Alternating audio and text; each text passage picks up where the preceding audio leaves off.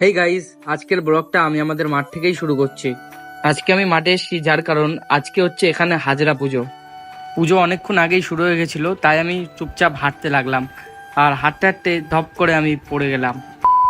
তারপর আমি চটপট উঠে আবারও হাঁটতে লাগলাম। কত মানুষ আমার আগে থেকেই এখানে পৌঁছে গেছিল, তাই আমি দেরি না করে জোরে হাঁটতে লাগলাম।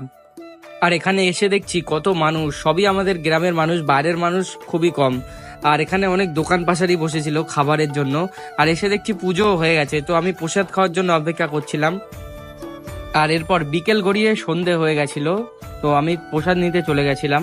প্রসাদ নেওয়ার সময় আমি ভিডিও অন করিনি, তাই আমি আপনাদেরকে সেটা দেখাতে পারলাম না। প্রসাদ নেওয়ার কিছুক্ষণ পরে দেখছি গ্রামের মানুষগুলি একে একে তাদের ঘরে ফিরে যাচ্ছিল, কারণ সন্ধে হয়ে যাচ্ছিল এবং সন্ধে পেরিয়ে রাত। এরপর আমি আর আমার বন্ধুরা কিছু সময় এখানে কাটানোর পর রাতের বেলা একে একে ঘরে ফিরে গেলাম। তো গাইজ, আজকের ব্লগটা আমি এখানে এন্ড করছি। ততক্ষণের জন্য